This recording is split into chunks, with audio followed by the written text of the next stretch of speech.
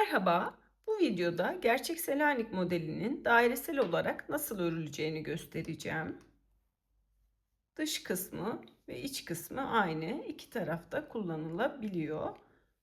Dairesel bir şekilde ve dikişsiz olarak örüyoruz. Başlayalım.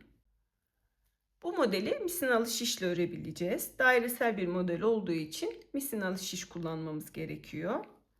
Şişimi alıyorum. İpimi aldım. İlmek atacağım. Esnek bir başlangıç için çift şiş üzerine ilmek atacağım.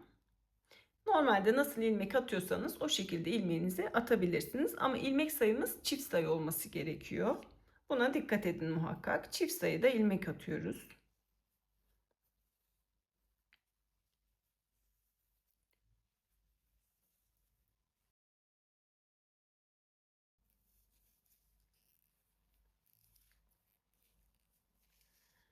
Şimdi 40 tane ilmek atacağım. Şişimde 38 tane var. Şişimin birini çıkartıyorum.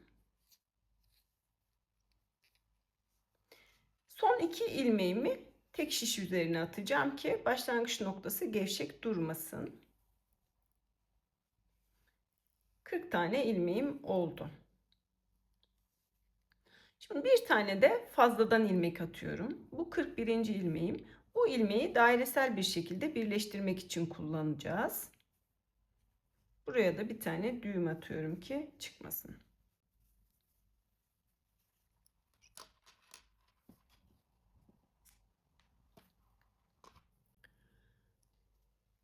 Şimdi buradaki 41. ilmeğimizi sağ şişimize kaydırıyorum.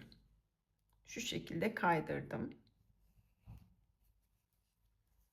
Sağ şişimdeki son ilmeği de bu ilmeğin üzerinden atlatarak bir tane hem azaltmış olacağım hem de dairesel bir görünüm vereceğim. Bu şekilde oldu. Birinci sıramız kurulum sırası olacak. Ondan sonra modeli yapmayı göstereceğim. Başlangıç noktasına bir tane işaretleyici takıyorum. Bu kurulum sırasında bir tane düz öreceğim. Bir tane sağ şişime ip dolayacağım ve sıradaki ilmeği kaydıracağım. Şu şekilde yapıyoruz. Birinci ilmeği düz örüyorum. Bir düz ördüm. Sonrakini kaydıracağım ama kaydırmadan önce sağ şişime ipimi şu şekilde doladım. Ve sıradaki ilmeği sanki ters örecekmiş gibi girip çıkardım. Kaydırdım. Sıradakini yine düz örüyorum. Bir tane düz. Sonraki ilmeği kaydıracağım. Ama kaydırmadan önce sağ şişime bir tane ip doluyorum. Ve ilmeği ters örer gibi girip kaydırıyorum.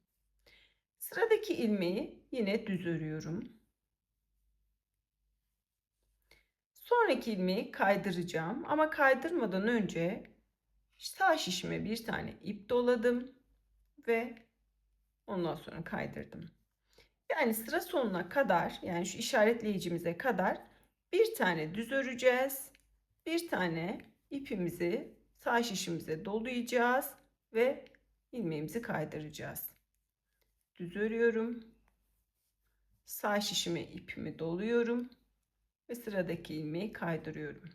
Sıra sonuna kadar bunu yapıyorum. Düz ördüm.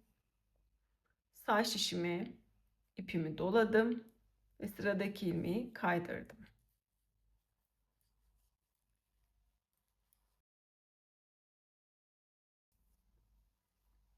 Son 3 ilmeğime geldim. Devam ediyorum. En sonuncuyu ördüm. Sıradakini kaydırdım ama önce ipimi doladım. Sonrakini düz ördüm. Son ilmeğimde kaydıracağım ilmek. Önce sağ şişime ipimi doladım ve son ilmeğimi kaydırdım. Tekrar başlangıç noktama geldim. Böylece kurulum sıramızı tamamlamış olduk. Bakın ilmeklerimiz nasıl görünüyor. Bir tane tek duran ilmeğimiz var. Bir tane birbirine dolanmış ilmeğimiz var. Bakın.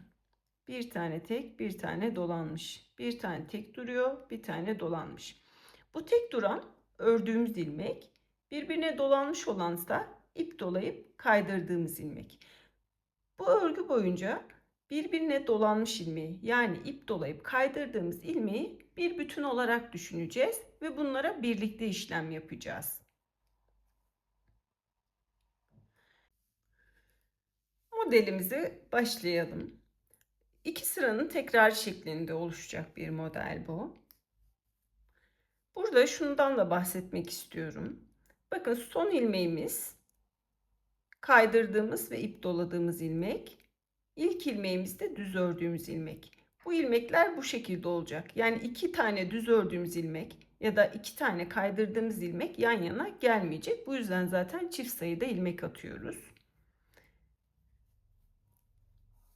Birinci sıradayız. İlk ilmeğim tek başına duran bir ilmek. Tek başına duran ilmekleri kaydıracağım. Ama kaydırmadan önce şişime bir tane ip dolayacağım. Şu şekilde alttan aldım ve doladım. Ve bu ilmeği kaydırıyorum.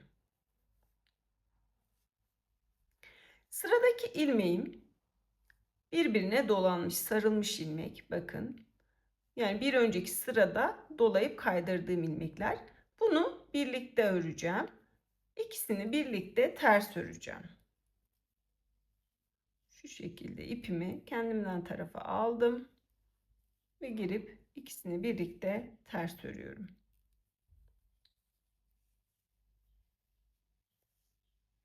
İpim tekrar arka tarafta. Sıradaki ilmeğim tek duran ilmek. Bunu yine kaydıracağım. Kaydırmadan önce sağ şişime ipimi doladım ve bu ilmeği kaydırdım. Sıradaki ilmek birbirine dolanmış ilmek. Şuradan da belli oluyor. Bunu ters öreceğim. İpi kendimden tarafa aldım ve ikisini birlikte ters ördüm. İpi tekrar arka tarafa aldım. Sıradaki ilmeğim tek duran ilmek. Bunu kaydıracağım. Kaydırmadan önce sağ şişime bir tane ipi doluyorum ve bu ilmeği kaydırıyorum. Sıradaki ilmeğim birbirine dolanmış ilmek. Bunun ikisini birlikte ters öreceğim. İpi kendimden tarafa aldım ve ters örüyorum. İkisini birlikte ters ördüm. Sıra sonuna kadar bu işlemi tekrar edeceğiz. Tek olanları ip dolayıp kaydıracağız. Birlikte birbirine sarılmış olanları ise ters öreceğiz.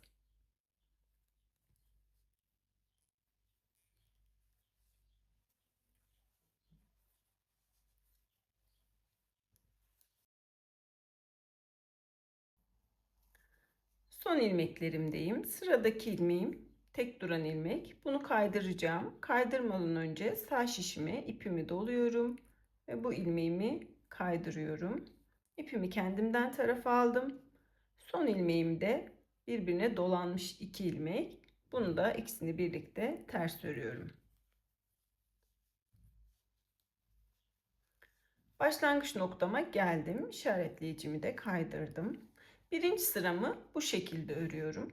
İkinci sıraya geçeceğim. Ama önce ilmeklerimize bakalım. Bakın, yine aynı şekilde bir tane tek, bir tane dolanmış ilmek, bir tane tek, bir tane dolanmış ilmek diye gidiyor. Şimdi ikinci sırada da yine benzer işlemi yapacağız. Ama bu sefer dolanmış ilmekleri düz öreceğiz. Birlikte düz öreceğiz. Bir önceki sırada bu şekilde birbirine dolanmış ilmekleri ters örmüştük. Bu sırada düz öreceğiz. Sıradaki ilmeğim birbirine dolanmış ilmek. Bunu düz örüyorum.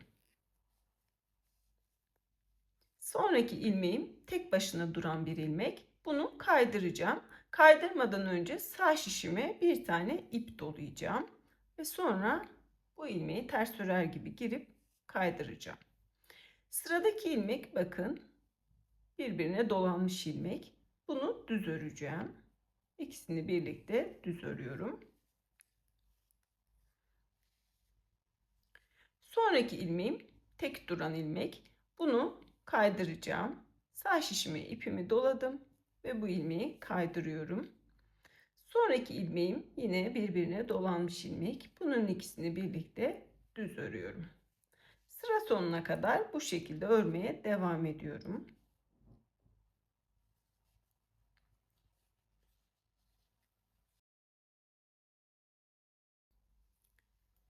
Sıradaki ilmeğim birbirine dolanmış ilmek. Bunları düz örüyorum. Sonraki ilmeğim tek duran ilmek. Bunu kaydırıyorum. Önce sağ şişime ipimi doladım ve sonra kaydırdım. İkinci sıram da bu şekilde tamamlanmış oldu. Örgümüz bu birinci ve ikinci sıranın tekrar şeklinde ilerliyor. Üçüncü sırada birinci sırada yaptığımızı yapacağız. Yani tek olanı ip dolayıp kaydıracağız.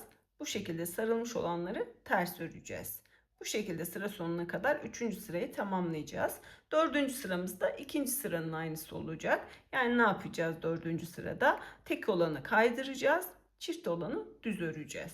Bu şekilde 1 ve 2. sıranın tekrarını yaparak örgümüzü ilerletebiliriz. Daha sonra da bu şekilde çizgilerimiz oluşacak.